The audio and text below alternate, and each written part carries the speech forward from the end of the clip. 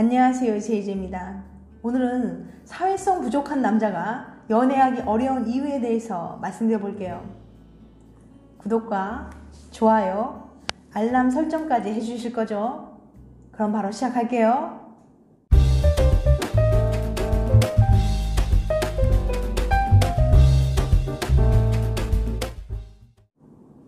제겐 모태솔로인 대학 친구가 있었어요.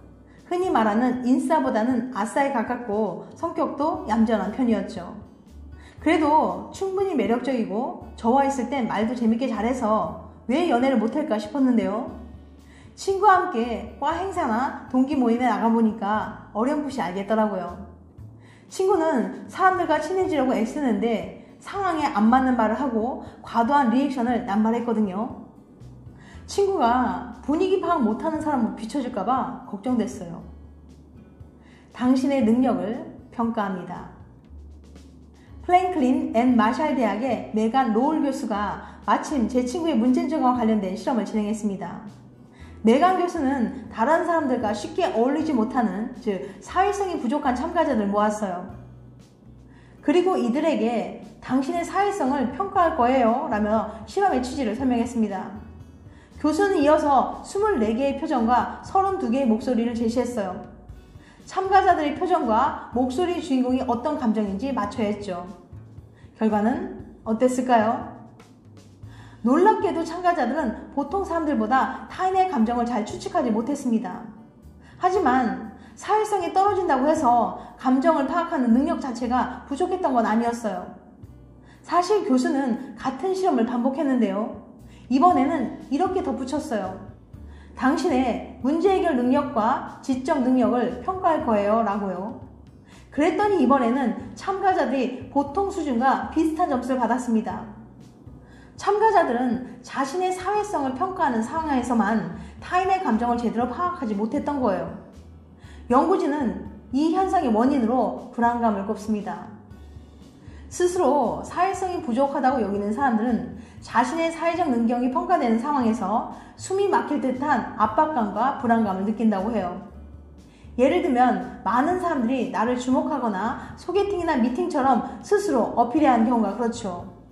이들은 자신이 다른 사람들보다 사교 활동에 취약하다는 사실을 잘 알고 있어요. 이번에는 잘해야 한다는 압박감을 느끼고 평소보다 긴장하죠.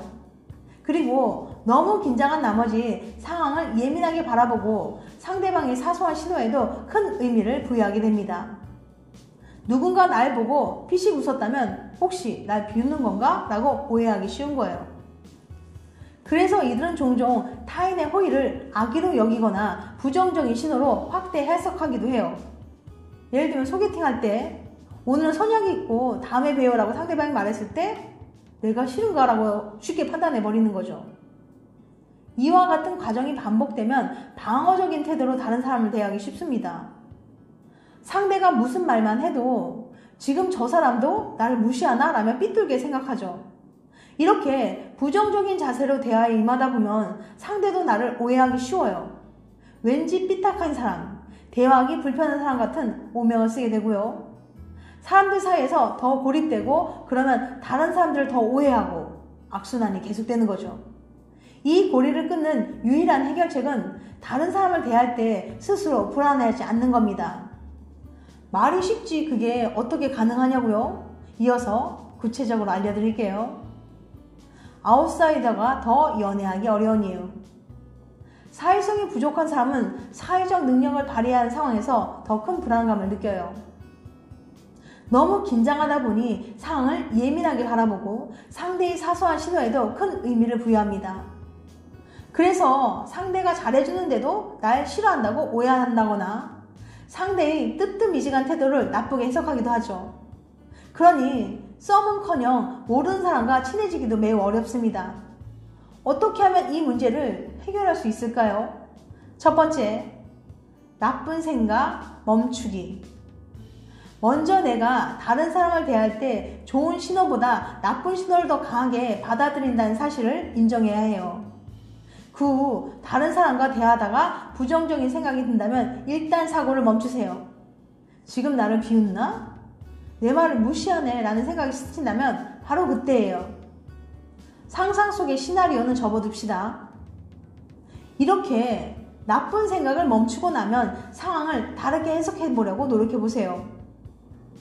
어쩌면 상대는 나를 비웃는 게 아니라 대화가 재미있어서 웃는 거였고 내 말을 무시한 게 아니라 주변이 시끄러워서 못 들은 것일 수도 있어요. 많은 사람이 상대가 나를 안 좋게 평가할 거라고 어림짐작하는데요. 사실 상대는 내 예측보다 나를 훨씬 더 긍정적으로 평가한답니다. 애써 긍정적으로 생각하는 게 고역으로 느껴진다면 아무 생각을 하지 않는 것도 방법이에요. 그럼 적어도 상황을 더 나쁘게 보지는 않을 테니까요. 최악의 상황을 가정하거나 부정적인 해석에 치우치지만 않으시면 됩니다. 두 번째, 작은 성공 경험 쌓기. 다른 사람과 대화할 때 불안하지 않으려면 나는 잘할 수 있다는 자신감을 키우는 게 중요해요. 보통은 다른 사람과 잘 어울렸던 경험이 많을수록 자신감을 얻기 쉬워요. 하지만 사회성이 부족하다면 애초에 성공했던 경험 자체가 많지 않을 거예요. 그럴 땐 나와 가장 가깝고 나를 무시하지 않을 사람에게 도움을 구하세요. 가족이나 절친한 친구처럼 함께 있을 때 긴장할 필요 없는 편한 사람들이요. 당분간 연습을 좀 하겠다며 도움을 요청하세요. 그리고 이들과 대화를 나눌 때 평소 내게 부족하다고 생각했던 대화 스킬을 연마해 보는 거예요. 각종 리액션을 연습한다거나 상대에게 내 표정이나 말투를 피드백 받을 수도 있죠. 드립도 수십 번 치다 보면 그중 한두 번은 상대가 깔깔거리며 좋아하지 않겠어요? 운동선수도 경기에 나가기 전에 긴장감을 줄이고 자신감을 얻기 위해서 마인드 컨트롤을 하잖아요. 그것과 비슷한 원리랍니다. 세 번째, 온라인 친목 활동하기. 가족과 따로 살고 친구도 딱히 없다면 온라인 활동을 하셔도 됩니다. 일리노이 대학의 숀 10% 교수가 사회성이 부족한 사람들이 사회적 능력을 키우고자 여러 가지 방법을 고안했는데요. 그중 온라인 친목 활동이 효과가 좋았다고 해요. 온라인 커뮤니티에 자신이 지닌 문제를 토로하고 다른 사람들과 의견을 주고받는 것만으로도 커뮤니케이션 능력이 크게 향상됐습니다. 하지만 너무 몰입하다 보면 오히려 실제 상황과 괴리될 위험도 있어요. 그래서 유저 간 소통이 가능하고 실생활에 대한 이야기가 오가는 커뮤니티를 추천합니다. 게임이나 먹방처럼 나홀로 콘텐츠를 소비하는 것보다는 토론이나 친목을 목적으로 하거나 생활 정보를 공유하는 커뮤니티면 사회적 능력을 기르기에 충분합니다. 유저들과 활발히 소통하고 그 안에서 소속감을 느끼게 되면 어느새 나도 사회적 역할을 잘 수행하고 있다는 자신감을 얻게 돼요. 이 자신감은 오프라인에서도 분명히 긍정적으로 작용할 거예요. 3번 방법은 취향을 탈 수 있기 때문에 모든 사람에게 딱 맞는 해결책이 아닐 수도 있습니다. 하지만 1번과 2번 방법은 꼭 시도해 보시길 바랍니다. 나의 불안을 직시하고 자신감을 키우는 가장 쉬운 해결책이니까요.